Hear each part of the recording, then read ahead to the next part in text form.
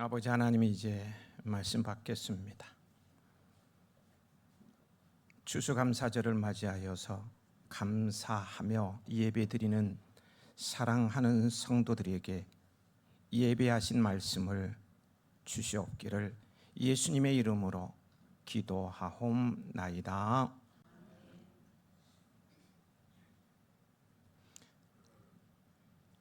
오늘 설교 제목이 저기 나와 있죠. 주보에도 나와요. 채워주심에 감사하라입니다.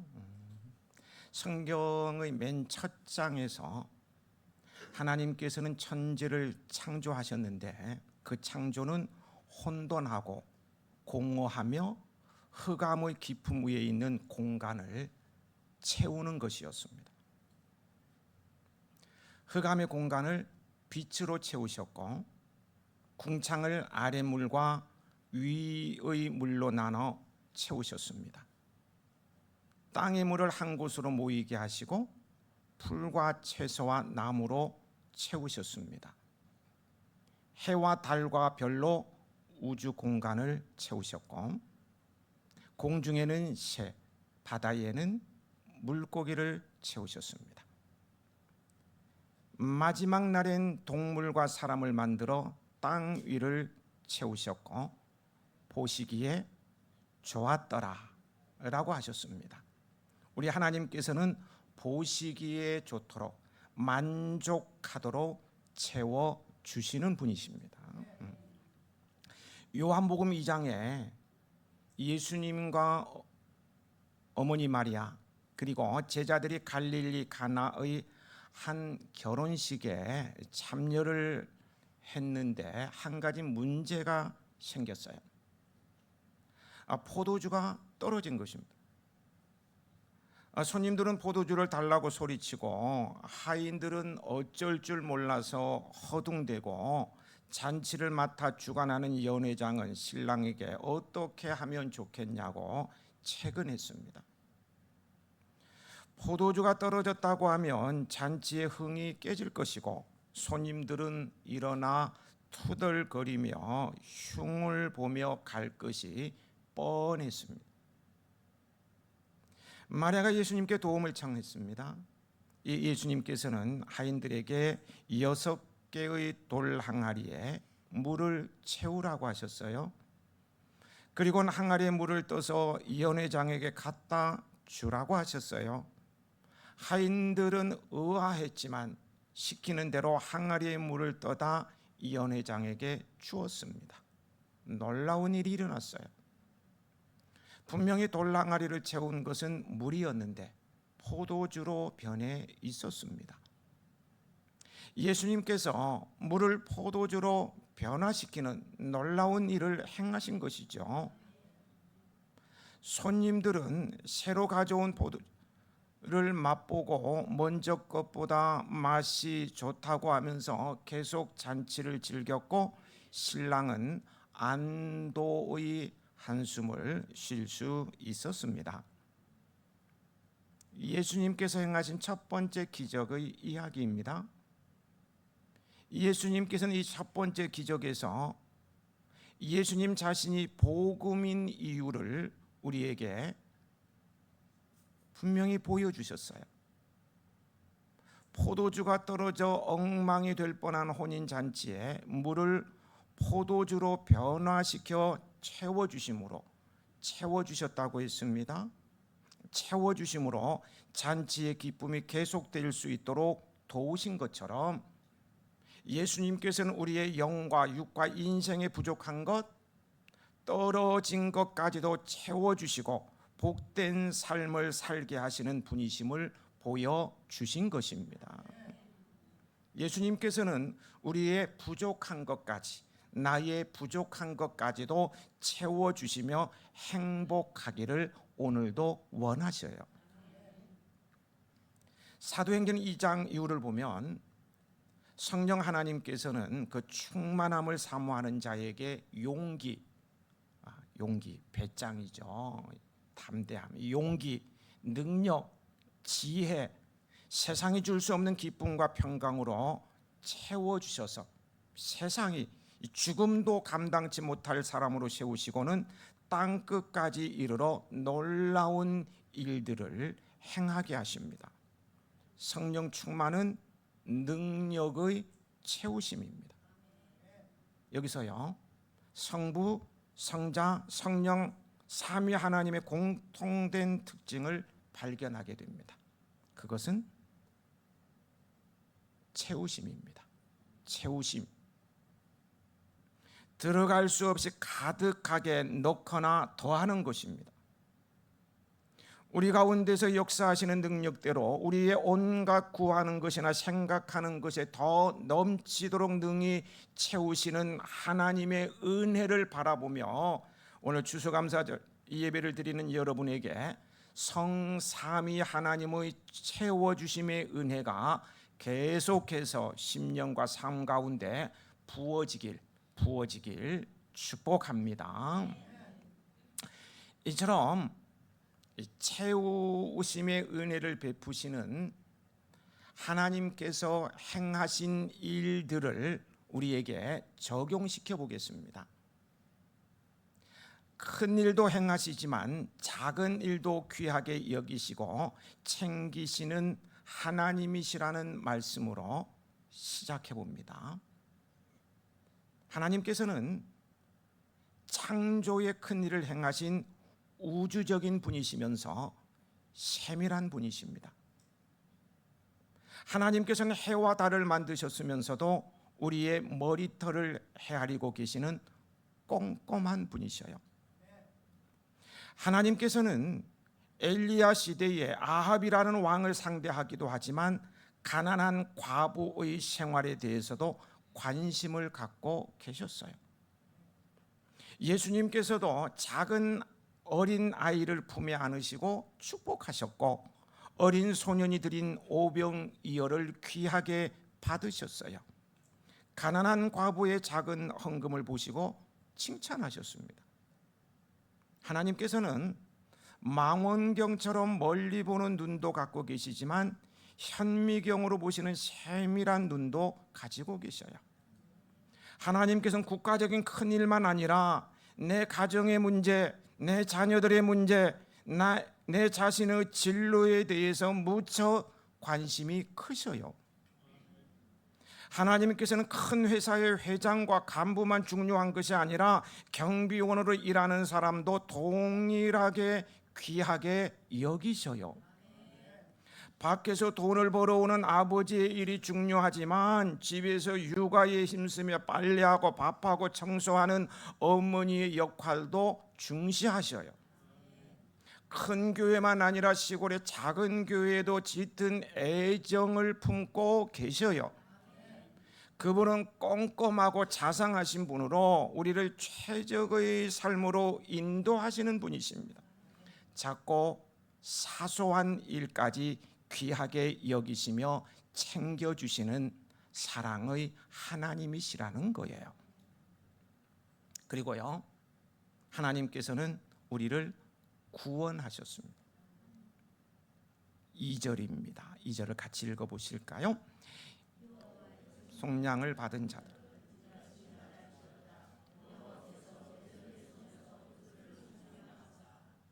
여기 속량의 다른 말은 구원으로 하나님께서 적들을 원수, 대적, 적들의 손으로부터 우리를 건져내시고 살려주셨음을 의미합니다.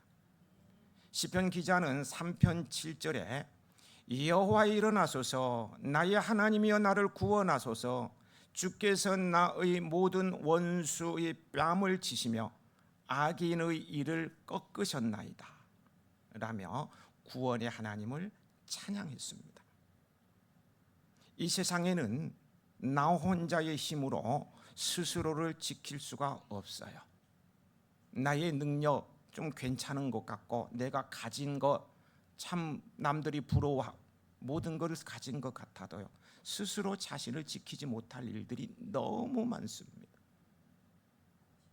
하지만 하나님께서 우리를 돕는 자 중에 계심으로 나는 안전을 보장받을 수 있는 거예요.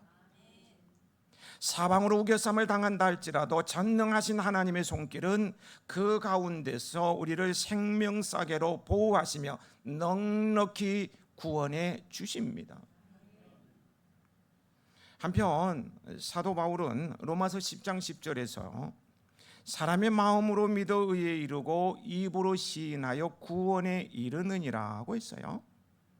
여기서의 구원은 우리의 영혼이 죄와 저주와 심판과 사망의 권세로부터 해방되어 영생을 얻었음을 말하는 것입니다. 이처럼 우리의 영혼과 육신을 하나님께서 구원하셨습니다. 또한 하나님께서는 모든 육체의 필요를 공급하시며 먹이십니다. 구원에는요, 우리의 모든 필요를 공급하여 주신다는 의미도 포함되어 있는데요, 이해를 돕기 위해서 예화를 듭니다. 난생 처음 미국행 비행기를 타신 시골 할머니가 스튜어디스가 식사를 줄 때 나는 필요 없다 하고 뿌리쳤어요. 스튜어디스가 이상하게 여겨서요, 왜 그러세요 하고 묻자 돈이 아까워서 사 먹지 않겠다는 것이었습니다. 스튜어디스가 말했습니다. 할머니, 비행기 값에 식사비가 다 포함되어 있으니까 걱정하지 마시고 그냥 드시면 돼요. 그제서야 할머니가 웃으면서 이리 줬나 하고 받아 먹었다는 거예요. 하나님께서요, 믿는 성도들에게 구원의 은혜를 주셨는데요, 그 구원의 은혜에는 이미 육체의 필요한 것들도 공급해 주신다는 것이 다 포함되어 있다는 거죠. 미국행 티켓을 사면 기내에서 뭐든지 먹고 화장실도 마음대로 다닐 수 있는 것처럼, 요구할 수도 있는 것처럼, 구원을 받으면, 천국행 구원을 받은 사람은 그 외의 모든 필요를 하나님께서 공급하시고 채워주신다는 거예요.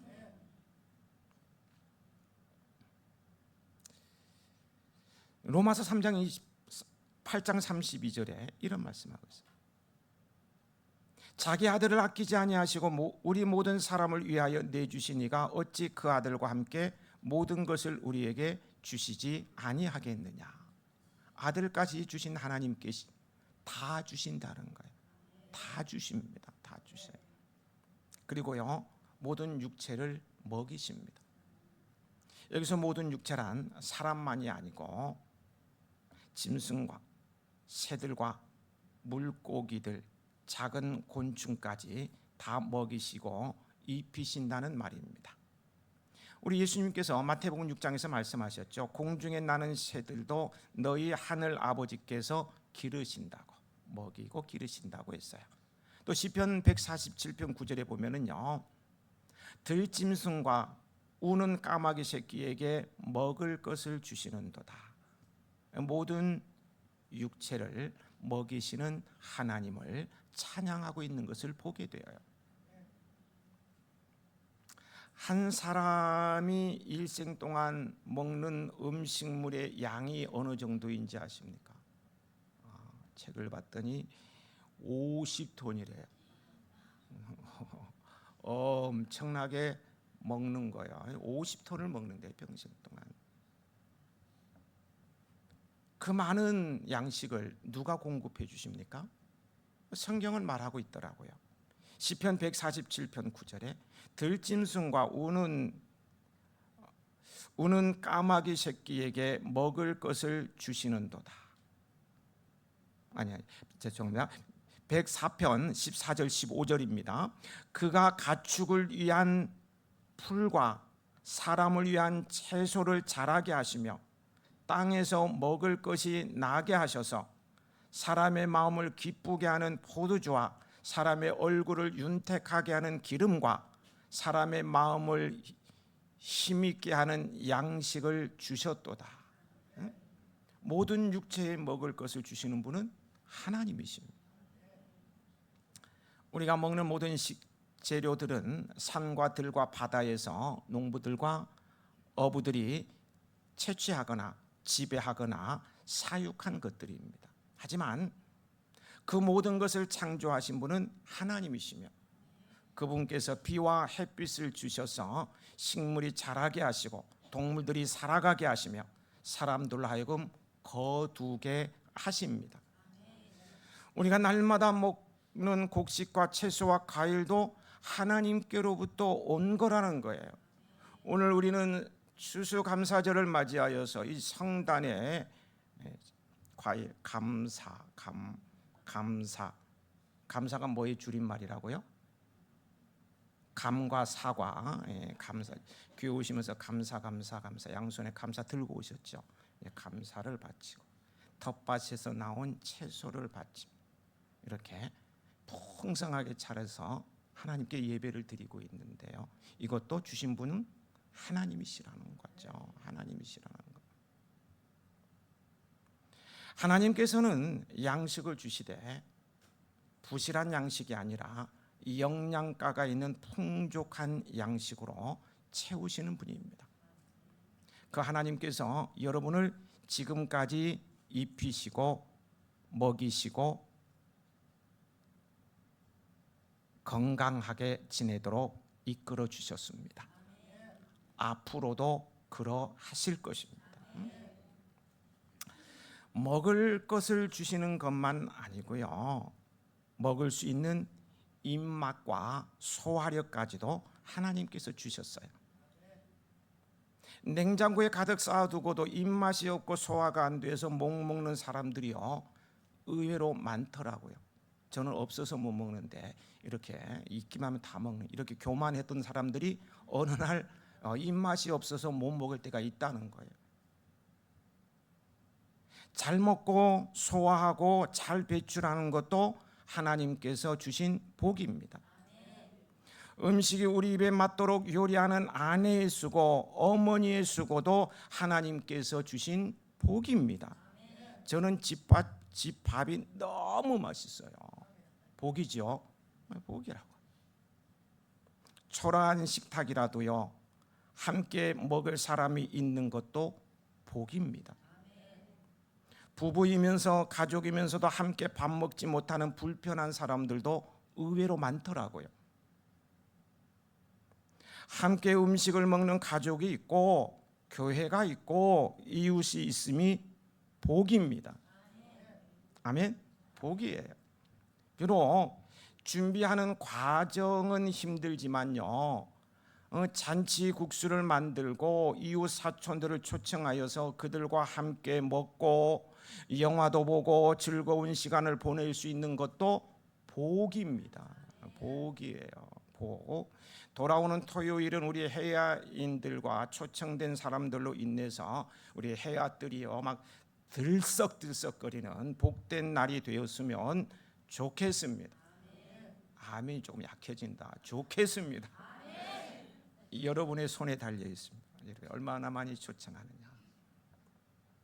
또한요, 하나님께서는 온갖 공경으로부터 건져주시고 지켜주십니다.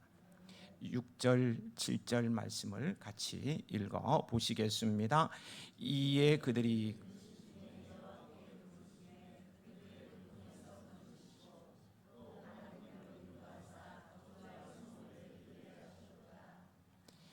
시인은 그들을 비참한 공경으로부터 건져주신 하나님의 그 크신 은혜에 감사하라고 있습니다.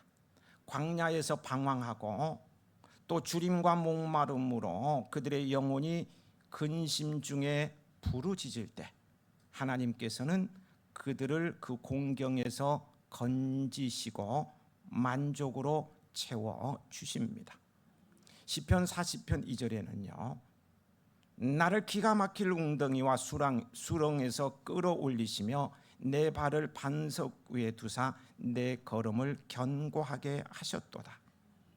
시편 121편 7절 여호와께서 너를 지켜 모든 환난을 면하게 하시며 또 내 영혼을 지키시리로다.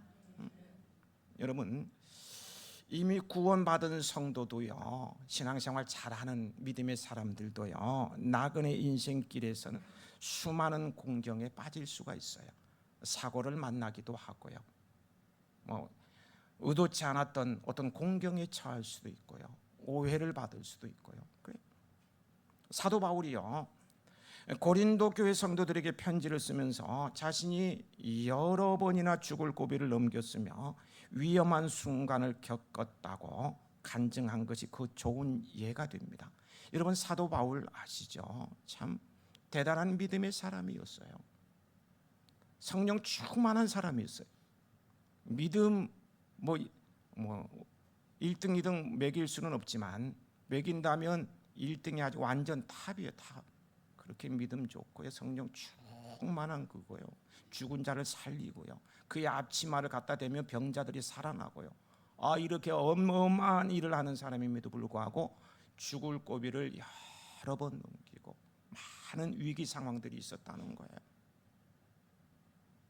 다윗 아시죠?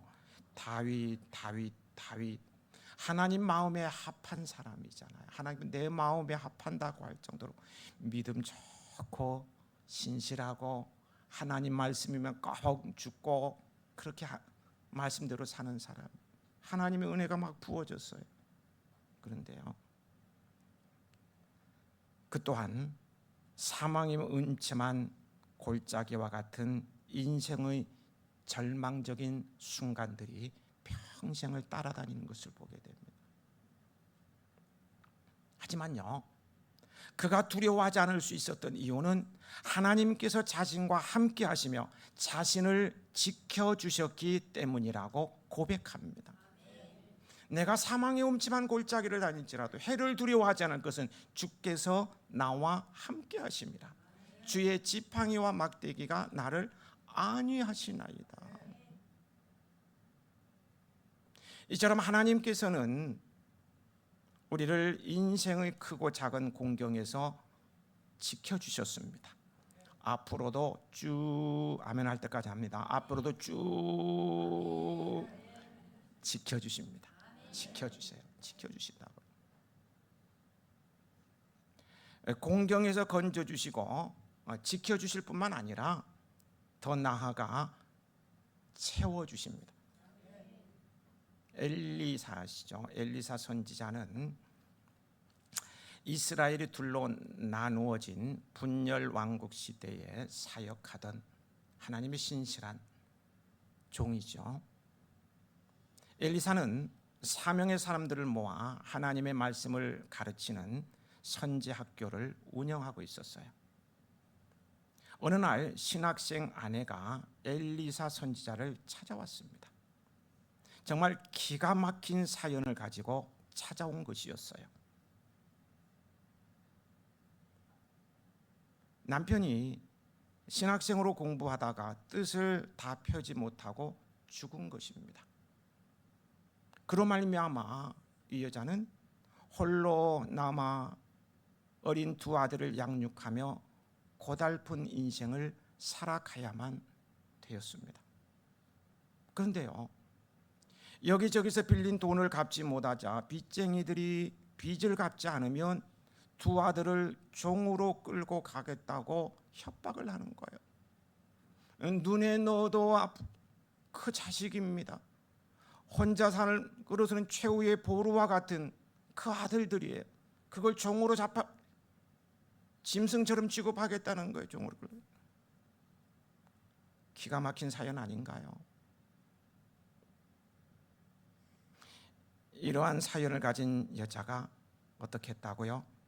하나님의 선지자 엘리사를 찾아온 것입니다. 여기서 주의 종 엘리사 선지자를 찾아왔다는 것은요, 영적인 의미를 부여해야죠. 하나님을 찾아왔다는 것입니다. 다시 말해서 그녀가 찾아온 분은 엘리사 선지자가 아니라 전능하신 하나님이었습니다. 하나님께서는 환난 날에 나를 부르라, 내가 너를 건지리니 내가 나를 영화롭게 하리로다 말씀하신 분이세요. 하나님께서는 환난 날에 찾아온 이 여자를 공경으로부터 지켜주셨습니다. 그녀에게는 믿음의 그릇을 준비하게 하셨어요. 엘리사 선지자의 말을 들은 그는 즉시 순종하여 행동으로 옮긴 것입니다. 이 여자가 엘리사 선지자의 말에 순종하여 이웃을 돌아다니면서요, 각 가정부터 빌린 많은 빈 그릇을 준비하였을 때에 놀라운 기적이 일어납니다. 준비된 빈 그릇에 기름을 붓는데 떨어지지가 않는 거예요.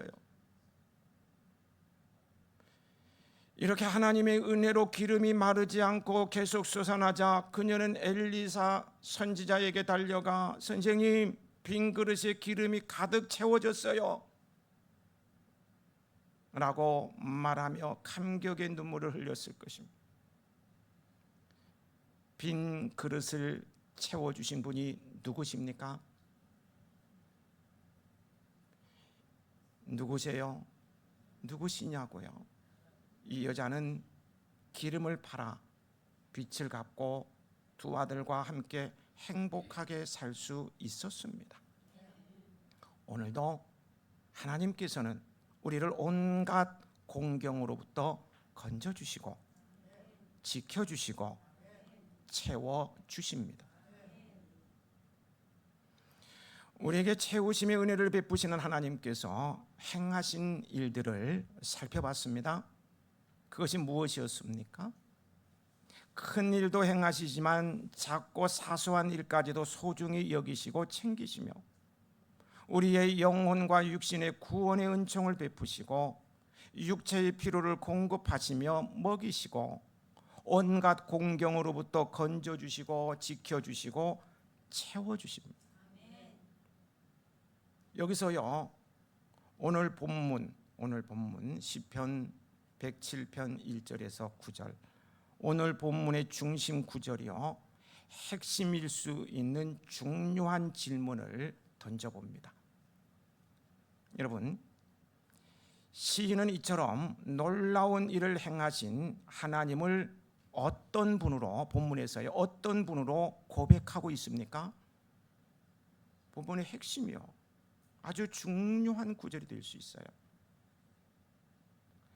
이처럼 놀라운 일을 행하신 하나님을 어떤 분으로 고백하고 있느냐는 거예요. 1절에 그는 선하시며 그 인자하심이 영원함이로다. 우리에게 놀라운 일을 행하시고 채우시는 하나님께서는 선하시며 그 인자하심이 영원하신 분이십니다. 여기서의 선은요, 선은 창세기 1장에서 하나님께서 천지를 창조하시고 보시기에 좋았더라와 같은 의미로 하나님의 판단으로 보실 때, 하나님께서 하나님의 판단으로 보실 때 좋게 보시는 것이 바로 선입니다. 하나님 보시기에, 하나님께서 판단하시기에 좋다 이렇게 여기면 그게 선이라는 거예요. 하나님께서는 우리가 죄인임에도 불구하고요, 우리를 좋다고 보신다는 뜻입니다. 그 콩깍지가 씌우면 다 좋아 보인다고 하지 않습니까? 옆에서 가족들이 뜯어 말려도 야, 그 이러이러한 모습이 있는데 어떻게? 아니에요, 내가 다 감당할 수 있어요. 막 다 좋은 거야, 콩깍지 씌우면. 그래서 결혼하고 난 다음에 아이고, 왼수를 만난다. 연애할 때는 다 좋아, 나 콩깍지 씌워서 그런 거야. 지금 하나님이 그러시다는 거예요. 하나님께서는 우리를 좋게 보시기 때문에 죄인임에도 불구하고 받아주시고 아낌없이 사랑을 베푸시는 것입니다. 인자는 긍휼, 사랑, 자비 등으로 하나님께서 범죄한 인간에게 베푸신 하나님만이 가지고 계신 속성을 의미합니다. 이 하나님의 선하심과 인자하심은 하나님께서 인간에게 베푸신 가장 크고 놀라운 은혜요 복입니다. 은혜와 복이에요. 범죄한 인간, 하나님을 떠난 인생, 자행자지하며, 자행자지가 뭐예요? 제 마음대로 하고 싶으면 하고 하기 싫으면 때려치워버리는, 하지 않는 자행자지하며 자기 고집대로 살았던 탕자 같은 인생이 하나님 앞에 나올 수 있는 그 근거는 바로 하나님의 선하심과 인자하심입니다. 하나님의 선하심과 인자하심이 있기에 우리는 연약하고 부족하여도 좋게 여기시고 영접해 주시고 환영해 주십니다. 죄인임에도 불구하고 그 선하심과 인자하심 때문에 우리가 염치불고하고 하나님 앞에 담대히 나아갈 수 있는 것이고요, 그런 우리를 좋게 여기시고 환영하시며 받아주십니다. 또한 그분의 선하심과 인자하심은요, 우리의 모든 필요를 풍족히 채워주심으로 나타납니다. 큰 일도 행하시지만 작은 일도 소중히 여기시고 챙기시는 하나님, 우리를 구원하신 하나님, 우리의 필요를 공급하시며 먹이시는 하나님, 온갖 곤경으로부터 지켜주시고 건져주시고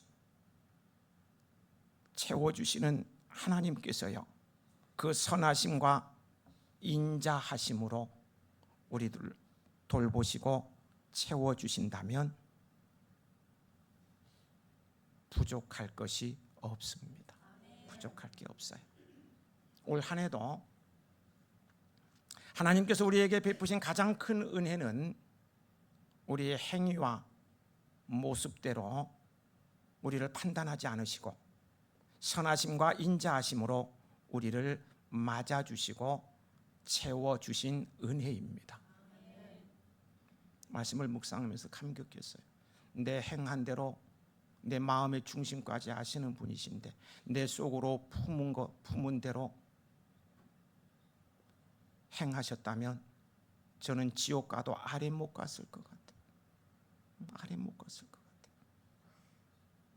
그런데 내 행위와 모습으로 판단하지 않으시고 선하심과 인자하심으로 나를 맞아주시고 채워주셨다고 생각하니까 그 은혜가 너무너무 큰 거예요. 그래서 채워주심에 감사하라 제목도 정했어요. 너무 감사해서. 우리는 그 풍성하고 놀라우신 하나님의 사랑과 은혜에 감사해야 합니다. 아니, 감사드릴 수밖에 없어서 이렇게 감과 사과를 가져오면서 감사하면서 예물을 드립니다. 그분에게 추수감사절 예배를 올려드리는 것입니다. 1절을 우리 다 같이 띄워주세요. 1절 우리 함께 읽어보시겠습니다.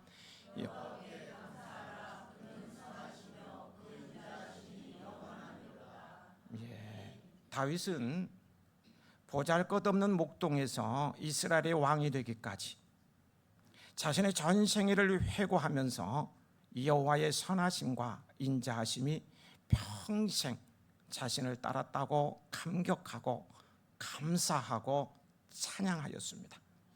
우리 또한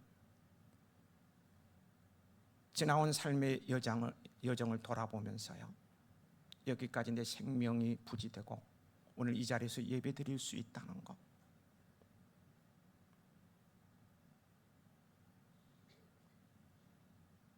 나의 능력인가요? 나의 힘인가요? 여기까지 도우신 하나님의 선하심과 인자하심에 감사하십시다. 감사하십시다. 우리 함께 찬양하실까요? 지금까지 지내온 것 주의 크신 은혜랑 한이 없는 주의 사랑 어찌 이루 말하랴. 자나깨나 주의 손이 주의 손 항상 살펴주시고 모든 일을 주 안에서 형통하게 이를 주 안에서 형통하게 하시네. 이렇게 채워주심의 은혜에 감사하는 성도들의 삶을 하나님께서는 계속해서 채워주시되 풍성하게 채워주실 것입니다. 본문 9절 올려주세요. 9절은 하나님의 선하심과 인자하심의 모습입니다. 함께 읽어보시겠습니다. 그가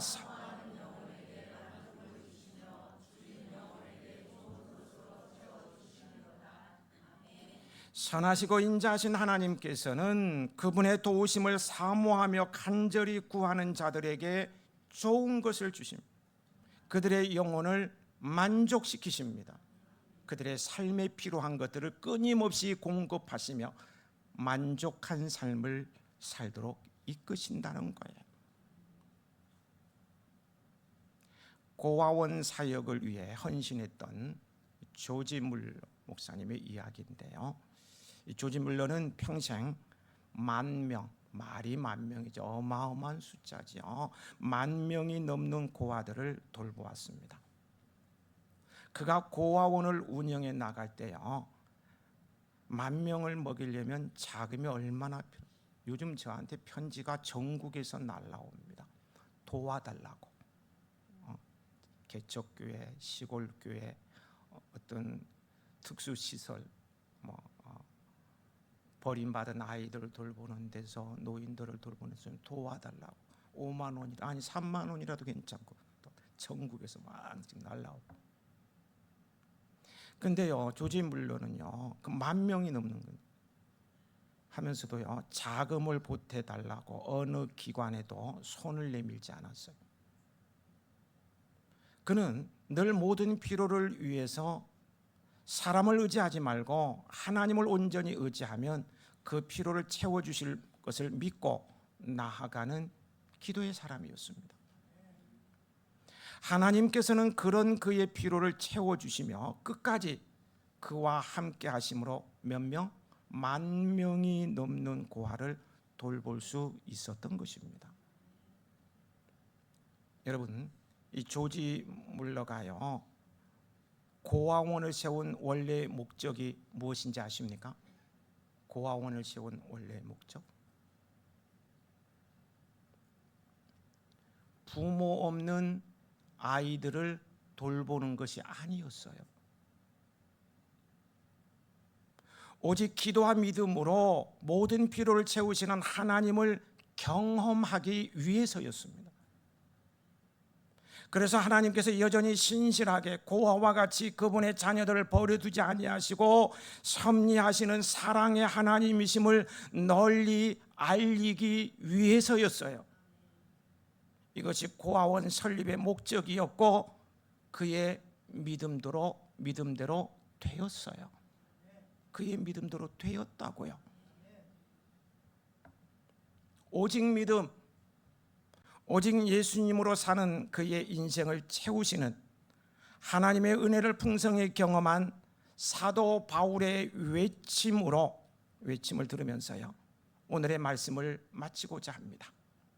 나의 하나님이 그리스도 예수 안에서 영광 가운데 그 풍성한 대로 너희 모든 쓸 것을 채우시리라.